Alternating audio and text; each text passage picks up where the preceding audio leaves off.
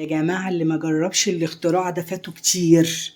اللي ما جربش الاختراع ده بجد فاته كتير. بطاطس محشية سجق، تحفة يا جماعة، تحفة بجد قسما بالله، حاجة كده واو.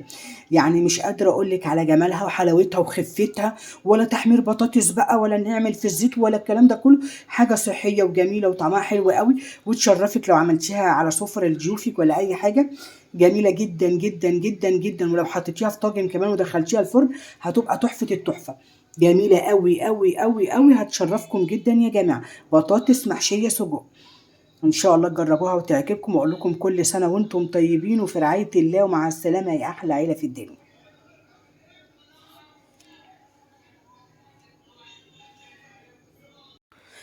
السلام عليكم ورحمة الله وبركاته. ازيكم حبايب قلبي؟ عاملين ايه؟ كل سنة وانتم طيبين، يعود علينا وعليكم الايام بألف خير يا رب. يا رب كل اللي بيتمنى حاجة ربنا يحققها له، كل اللي نفسه في حاجة ربنا يحققها له. بتمنى لكم السعادة والخير من كل قلبي، اللهم امين يا رب. ولو يعني بصوا، يعني افتكروني دعوة حلوة. اتمنى ان شاء الله ان انتوا تجربوا الوصفة بتاعتي وهتعجبكم جدا يا رب. لو القناة بتاعتي عجباكم ما تنسوناش بالاشتراك في القناة وتفعيل زر الجرس عشان يوصل لكم مننا كل جديد. النهارده هعمل لكم اختراع تحفة جدا جدا جدا وهيعجبكم قوي. اول حاجة انا حطيت طاسة على النار، حطيت عليها شوية زيت، حابة تحطي سمنة براحتك، حابة تحطي زيت براحتك، بس انا بستكفي يا جماعه بالدهون اللي في اللحمه او في السجق او في الحاجات دي، فبتبقى دهونها كتير، فاحنا كمان صايمين عشان ما تبقاش الحاجه تقيله علينا قوي. اولا انا حطيت البصله، هحط معاها قرن فلفل سبايسي، عايزاه بارد براحتك بس احنا بنحب الحاجه سبايسي يعني. تمام. حطينا قرن الفلفل، نشوحه ونقلبه تقليبه واحده بس كده مع بعضيهم هما الاتنين.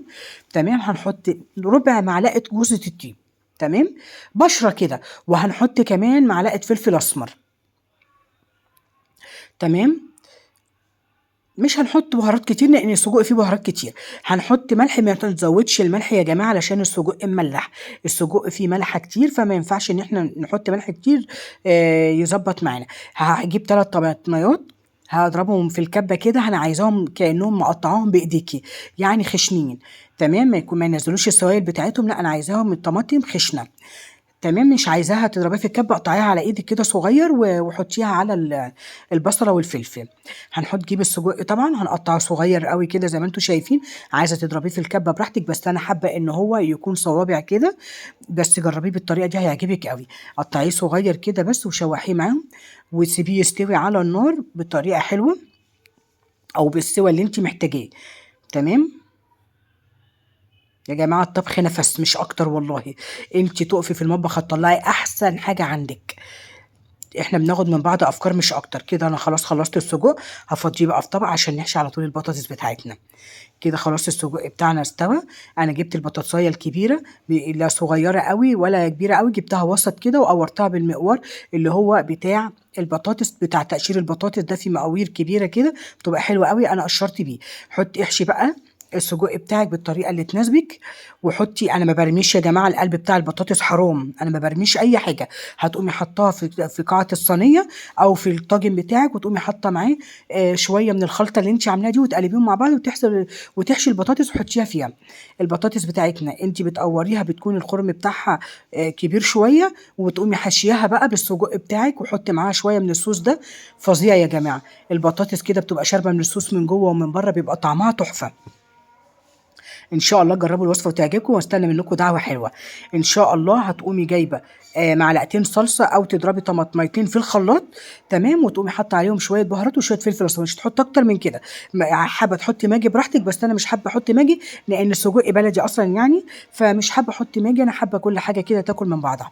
وكمان هجيب معلقتين من خلطه السجق اللي احنا عملناها، احطها فوق الوش. هنعمل كمان شويه رز مفلفل بقى، واحده بواحده كده معاه. فظيع. طبعا الرز كلنا بنعرف نعمله، هو سهل جدا، ماهوش اي افتكاسه يعني. كده خلاص بسم الله ما شاء البطاطس الله، بتاعتنا احلى استوت تحفة. صينيه سجق. ان شاء الله تجربوها في وتعجبكم يا بطاطس جماعة. بالسجق كل سنة وانتم تحفه، طيبين. محشيه سجق يا جماعه، اختراع فعلا، طعمها رهيب. وبصي هتشرفك قدام ضيوفك لو عملتيها كده طبق رئيسي. حاجه جميله قوي قوي قوي قوي.